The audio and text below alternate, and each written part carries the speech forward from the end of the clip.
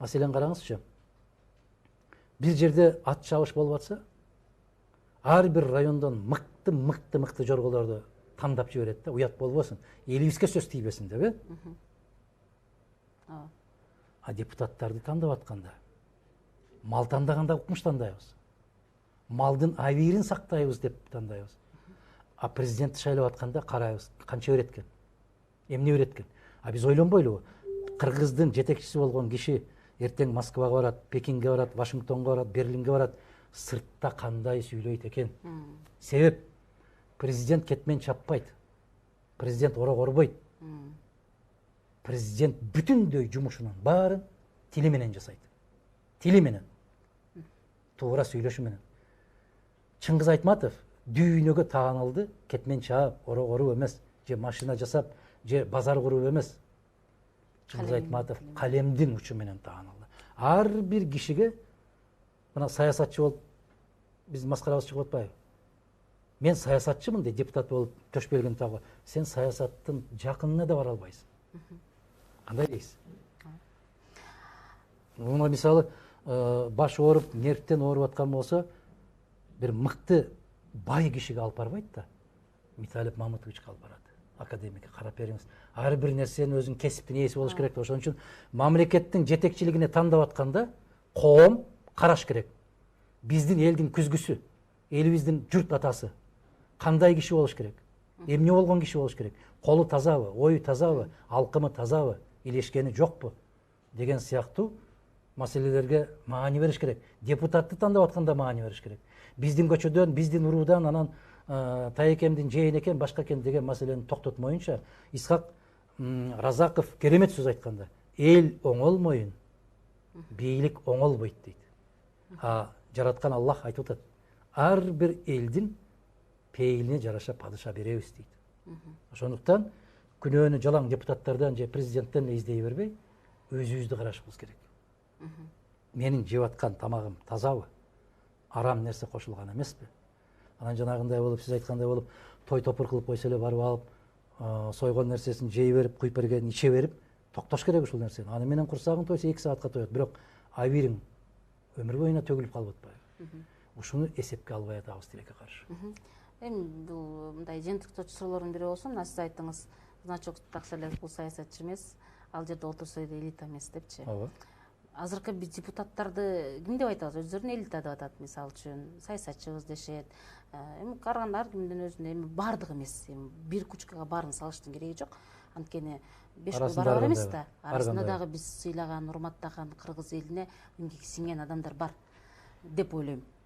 Бирок көпчүлүк эмес болуп атат да.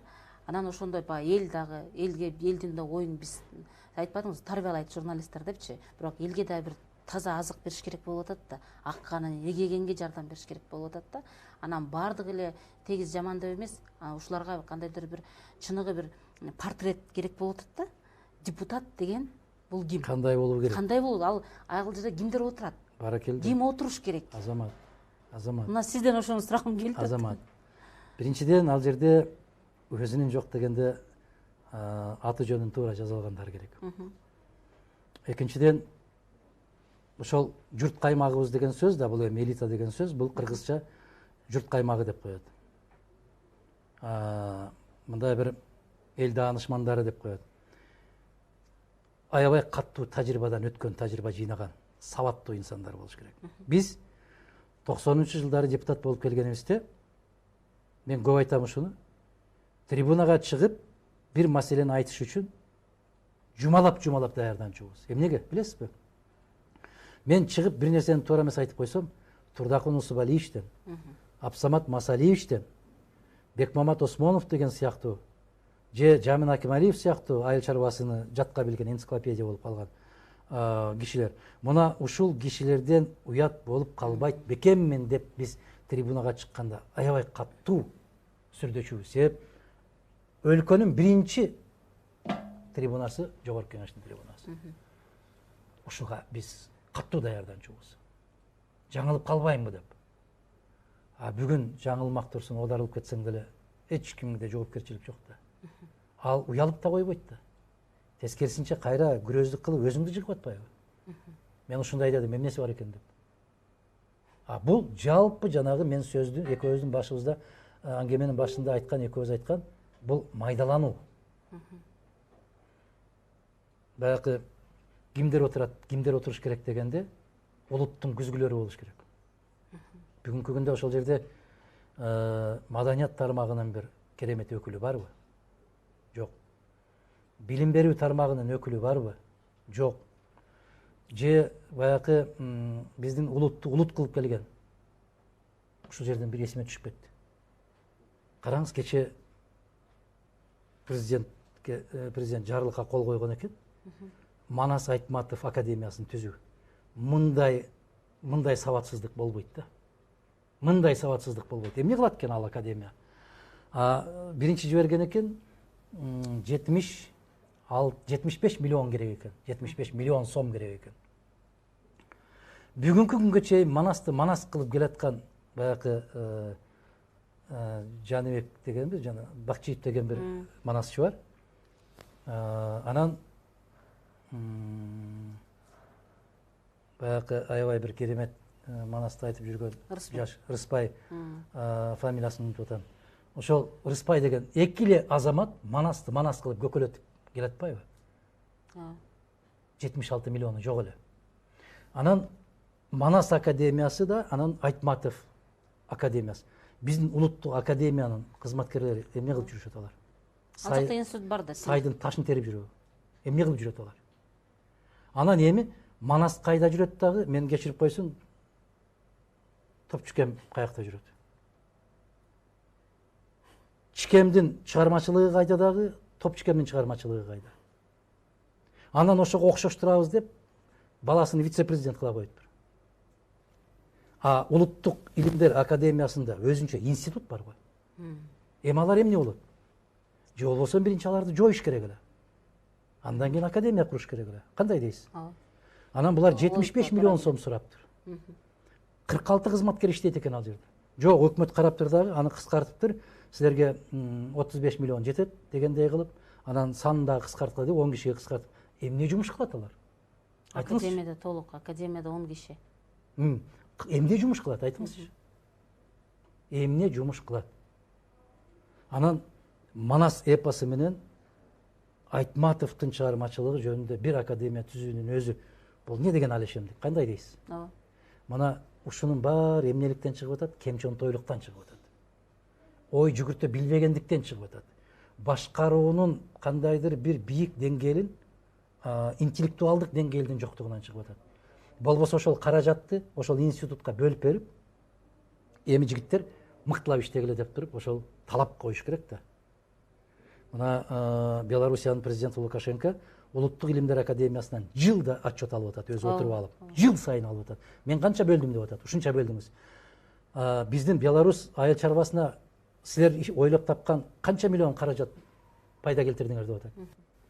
Караңыз, Белоруссия илимдер, улуттук илимдер академиясына биздин акча менен айталы да, маселен 200 миллион акча бөлсө, алар изилдеп окумуштуулар Беларусь айыл чарбасына киргизген сунуштардын аркасында 200 миллион сомду булар 2,5 миллиард сом кылып кайтарып атат. Демек өзүнө өзү 10 эсе актап атат. Биздин улуттук илимдер академиясы эмне жумуш кылып атат? Бир жолу уктуңузбу эмне жумуш кылып атканын? Ошонун ичинде институт бар. Кыргыз тил адабият институту бар. Ахматали жетет. Андан кийин ошол Манас таануу деген институттар бар. Анан алардан бөлүп чыгарып, экөөнүн бири-бирине кагыштырып, бөлүп, бул өтө сабатсыздык. Бул абдан сабатсыздык көрүнүш. Ана сизге бир кече жакында чыккан далил айтып бердим. Мен да көрдүм аны. Эми сизге акыркы суроомдо эле кайра сөздөрүм уланып кетип атат да сизге. Мына азыр мына чечүүчү учур келип калды. Мына бүгүн жогорку кеңеш карап атат. Деги эмени чечимди ошол жерде эле комиссиянын төрагасы айтты. Бул жерде эркерээк саясий депутаттардын 89 менен колдонсо бул кабыл алынат. Эгерде колдобой калса, анда парламент тарагынга туура келет депчи. Экөөнүн бири неси болот бүгүн? Сиздин божомол боюнча. Менимче бүгүнкү жагдайга алар өздөрү ушундай туңгуйукка кирип алды. Алдына тартса арабасына, артка тартса өгүз өлөт болот. Экөөнүн тең пайда чыкпайт. Неге?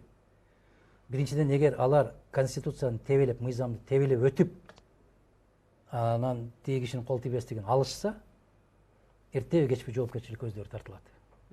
Неге? Себеп булар кечээ майда кабыл алган, тез шашып кабыл алган мыйзамдын негизинде алган болсо, дүйнөлүк практикада ушундай бар да. Мыйзам артка иштебейт. Түшүнөсүзбү? Эгерде ушул өтө мындай бир жагдайды жамандыкка тартуу боюнча артка иштебейт. Жагдайды жеңилдетүүгө болсо иштейт. Атамбаевди жакшы көрөсүзбү, жаман көрөсүзбү, каргайсызбы, мактайсызбы? Экинчи маселе. Күнөөсү барбы? 100%. Ушул бүгүнкү түзүлгөн кырдаалга анын тиешеси барбы? 100%. Өз колу менен жасады. Баарын өз колу менен. Өзү үлгү көрсөттү.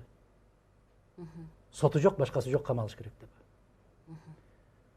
Бирок эми ал өзү ушундай жасаган деп туруп, сен андан акылдуураак болсоң, ал өзү ушундай кылган деп туруп, андай жасаганга барбашың керек да сен. Мен айтып атпаймынбы? Ал киши жагабы жакпайбы экинчи маселе. Мыйзамды сыйлаганды үйрөнбөйбүзбү? Мен айтпадымбы жана, артка иштей албайт ал мыйзам. Атамбаевдин баягы кол тийбестик макамын ала албайт булар. Мен айттым убагында, ушул алешемдиктер болуп атканда, ушул азаматтардын баары жанында жүргөн, ушулар чогуу жасаган. Ошол мезгилде иштейт эле кандай болуп? Президенттиктен кеткенге чейин ишеним көрсөтпөй кетирсе, анда экс-президент макамы жоюлмак. Анда бүгүн алып барып камап койсоң туура болмок. Бирок андай жасай алган жоксуң го. Биз айтып аттык да, биз деп аттык да. Мына көпчүлүк коалицияны башкарган кишилерге да айттык да, коалицияны тараткыла. Кайрадан мыйзамдуу шайлоого баргыла, барыша алган жок да. Эми бүгүн чыганактарын иштеп отурат. Ошондо биз ушул жолго барсак, кыргыз тарыхы башкача жол менен кетмек экен деп. Мен айттым, жол кетти, кылычыңды ташка чап деп. Кезинде айтпайсың да, бүгүн айтасың. Достуктан жек көрүүгө бир кадам дегенге ишенесизби? Ошон үчүн мен айтам го, дос деп айтууга өтө этият мамиле кылыш керек. Сиздин эсиңизде барбы? Мен 20 жыл башта интервью бергенде айткан экен, менде дос жок деп. Ошондо дагы журналисттер, аябай, анда ким, менин көптөгөн досторум келип айткан, анда биз кимбиз деп, силер пикирлешсиңер, саналаш.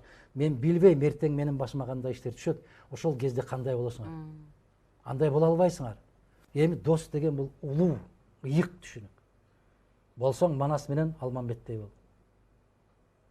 Же болбосом Курманбек менен Аккандай бол. Боло албайсыңбы? Ал сөздү колдонбо. Анан чай дос, кызмат дос, табак дос. Андайлар боло эле керек да. Достуктун кадырын кетирип бүтөт. Ошон үчүн эмне дейт Амархаям? Көрүнгөн менен бир болгончо жалгыз болгон жакшы, көрүнгөндү жегенче ачка жүргөн жакшы деп. Керемет сөз да. Анан бүгүн 2 кружка пиво ичип алса эле досум деп эле колтукташып калышат. Жалган сөз, бүт баары жалган.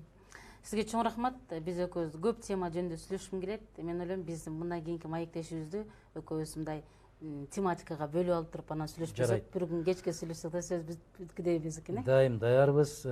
Суйта болгондо дагы мени кечээ эфирге чакырганда айттым да, мен телеге эмес, мен кишиге келдим деп. Бүгүн ошол сыяктуу сүйлөшө бер кишиң болсо, сен сүйлөп аткан нерсени ошол аңдып билсе, түшүнсө, анан бүгүнкү күндө ушундай болуп калды, дебат деп чакырып алат дагы, сен төө десең ал бээ дейт. Ага түшүндүрүп отуруштун кажети жок. Момундай болуп бир төлүктүүлүк жөнүндө, адамгерчилик, баалуулуктар жөнүндө өтпөгөн бир баалуулуктар бар да. Банктын акчасы эмес, базардын базары эмес, ресторан эмес. Адамгерчиликке таандык болгон төлүктүү баалуулуктар бар. Ошонун тегерегинде канчалык көп ой жүгүртсөк, биздин коомубузга кошкон салымыбыз ошол болот.